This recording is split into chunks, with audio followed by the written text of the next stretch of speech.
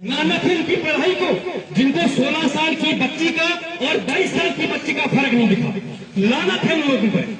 वो कैसे डॉक्टर हैं, उनने कैसा एमबीबीएस किया है, अगर उनको इतना पता नहीं चलता है कि कोई अनमैरिड गर्ल को उसके चाचा दाद भाई जो है उसके कजिन के साथ उसका बताते हैं कि ये इसका पति है और उसको लेके वहां पे जाके उसका अबॉर्शन कराते हैं। लानत है ऐसे डॉक्टरों पे। ये हादसा जो है 7 माह पहले का है, इसमें एक बंदा इन्वॉल्व नहीं है। हम इस मंच से ये कहना चाहते हैं कि ये सजा जो है इसमें काफी लोग हैं, इसमें हजारों लोग हैं, उन सबको सेम की सेम सजा मिलनी चाहिए। अगर गलती एक ने की है तो सुधार उसमें बहुत लोग कर सकते थे, उसका सुधार बहुत लोग कर सकते थे। उसके घर के अंदर उसका चाचा जो हाजी बना बना है, वो हाजी साहब घर में जाके पंचायत करता है और इस पंचायत के अंदर ये कहता है कि हम आपको पैसे देंगे और आप इसके चाचा जाट भाई को इसका पति बना के इसका अल्ट्रासाउंड करवाओ। हम शर्मिंदा है, क्या बेटा हम शर्मिंदा है, क्या बेटा के कातलों को। उसके बाद जब उसको हॉस्पिटल लिया जाता है, क्या तब तक किसी को खबर नहीं थी, तब तक किसी को पता नहीं था। 7 माह के बाद जब बच्ची की मौत हो जाती है तब हम लोग जानते हैं। हम हमेशा लास्ट में कश्मीरी में कहावत है, दो लुसिफ दाइन वापस, हम वही लोग हैं। हम लोगों को तब तक पता नहीं चलता है, हम लोग तब तक आवाज नहीं उठाते हैं, हम लोग तब तक अपने घरों के अंदर अपनी बच्चियों से नहीं पूछते हैं क्या तुम्हारे साथ कुछ गलत तो नहीं हो रहा, तुमने आज दिन भर क्या किया। हम लोग कहीं ना कहीं कसूरवार है इस चीज के कि जब भी ऐसे हादसे हुए हम तब जागे जब उन बच्चियों की मौत हुई, जब वो लोग हमसे छीने गए, जब वो बच्चियां हमसे छीनी गई, तब हम लोग जागते हैं। उसको छात्रों से किश्तवाड़ हॉस्पिटल के अंदर लाया जाता है, वहां पे डॉक्टर्स को चेकअप करके उसको कहा जाता है कि ये जो इकबाल नाम का है, शायद क्या नाम है मैं जानता नहीं, उसका चचाजाद भाई है, उसको कहा जाता है कि ये इसका पति है। क्या उसकी कोई आइडेंटिटी नहीं होती, पति का पति नहीं पता नहीं चलता। आज अस्पतालों के अंदर कोई आइडेंटिटी नहीं मानी जाती।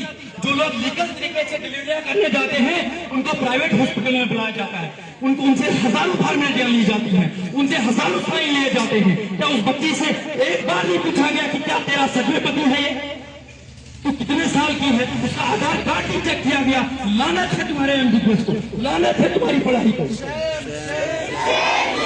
मैं उतना ही कसूरवार उन डॉक्टरों को भी मानता हूँ, उतना ही कसूरवार जितना वो खालिद सुअर है उतना ही कसूरवार वो डॉक्टर भी है। उन डॉक्टरों को भी अगर किश्तवाड़ से फिर थोड़ा लाया गया, वो कौन से डॉक्टर थे उनको आइडेंटिफाई किया जाए और उन डॉक्टरों के खिलाफ सख्त से सख्त कार्रवाई की जाए। अगर छोटी छोटी बातों को लेके उन डॉक्टरों के ये बातें उठाई जाती है। क्या आज इतना बड़ा हादसा हुआ है, एक बच्चे की जान चली गई है, धोखे से उसको 7 माह तक छुपाया गया है, क्या उसको डॉक्टरों के लिए कोई सजा नहीं बनती?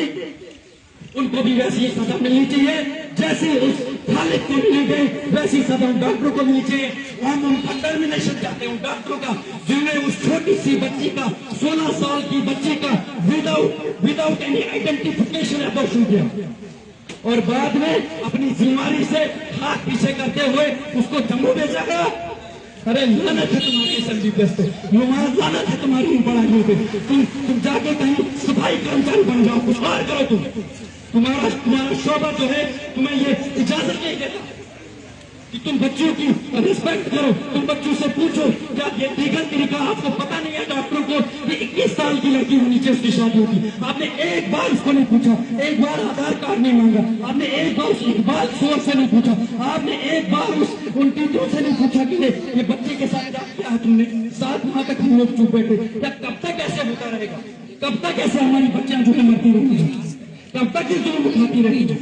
हम लोगों की भी मैं सबसे गुजारिश करता हूँ, जितने भी लोग यहाँ पे सुन रहे हैं या सोशल मीडिया के जरिए मेरी बात उन तक पहुँचती है, खुदारा घर के अंदर अपने बच्चों को हर दिन उनकी दिन की प्रोग्रेस उनसे पूछे क्या तेरे साथ कोई गलत तो नहीं कर रहा, तेरे साथ कोई बैड टच तो नहीं है। मैं बच्चों से भी रिक्वेस्ट करता हूँ कि अगर आपको लगता है कि कोई टीचर कोई इसके अलावा गाड़ियों के अंदर हमारे बच्चे सेफ नहीं है, हमारे बच्चे यहाँ से बाजार कॉलेज में जाती है, यूनिवर्सिटी जाती है, वहां से आती है, इतने हराम सारे वो लोग हैं जो उनके साथ गाड़ियों के अंदर भी बदतमीजी करने की कोशिश, बैड टच करने की कोशिश करते हैं। उन लोगों से मैं कहना चाहता हूँ कि बात आ जाओ, नहीं तो तुम्हारे हालात भी वही होंगे।